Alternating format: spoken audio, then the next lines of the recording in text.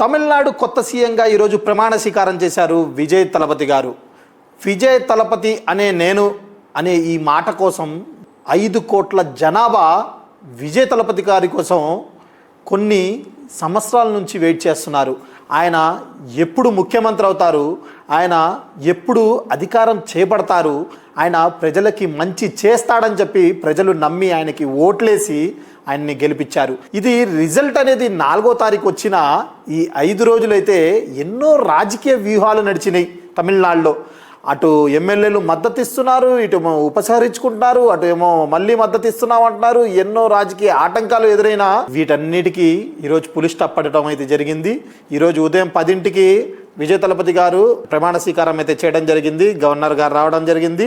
తర్వాత రాహుల్ గాంధీ గారు కూడా ఈ ప్రమాణ స్వీకారానికి హాజరు కావడం అయితే జరిగింది.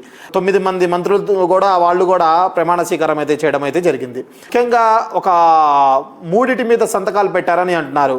మొదటిదేమో ఒక 200 యూనిట్ విద్యుత్ అనేది ఉచితం అని చెప్పి, తర్వాత రెండోది మహిళల భద్రతపై షీటీం లాంటిది ఒకటి పెడతారన్నారు. మూడోదేమో మాదక ద్రవ్యాలపై ఉక్కుపాదం చేస్తాను, వాటి మీద కూడా ఒక టీంని అరేంజ్ చేస్తాను అని చెప్పడం జరిగింది. చాలామంది ఏం చెప్తున్నారంటే, ఒక్కడు సినిమాలో అర్జున్ గారు ఉన్నారు కదా, ఆయనలా కనిపించారు ఈరోజు లుక్ కూడా అంటున్నారు. క్యాజువల్గా ఏంటంటే, ఇప్పుడు మీరు చూసుకుంటే ద్రవిడ పార్టీల సిద్ధాంతాలన్నీ వేరుంటాయి, మన విజయ్ తలపతి గారి టీవీకే పార్టీ సిద్ధాంతాలన్నీ వేరుంటాయని చెప్పి మొదటి నుంచి చెప్తానే ఉన్నారు విజయ్ తలపతి గారు. అదే కనిపిస్తుంది లుక్లో కూడా, ఆయన పాటించే దాంట్లో కూడా అదే కనిపిస్తాయని చెప్పారు. ఎందుకంటే ఆయన అందరూ వైట్ అండ్ వైట్ వేసుకొని వస్తారు, ఆ వైట్ చొక్కాను పంచి వేసుకొని వస్తారు, కానీ ఈయన వైట్ షర్ట్ను బ్లాక్ ప్యాంట్ వేసుకొని రావడం జరిగింది. అప్పుడు చాలామంది చెప్తున్నారు ఆయన స్టైలిష్ ముఖ్యమంత్రి మన భారతదేశంలో అని చెప్పి కూడా అంటున్నారు.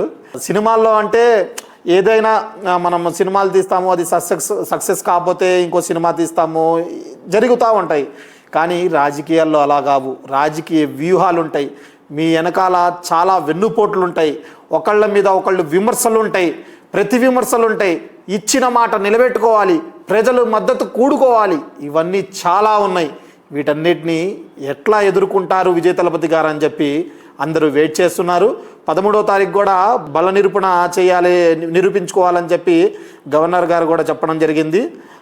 మరి దాని తర్వాత ఎలాంటి సిద్ధాంతాలతో విజయ్ తలపతి గారు ముందుకు వెళ్తారనేది మనం వేచి చూడాలి.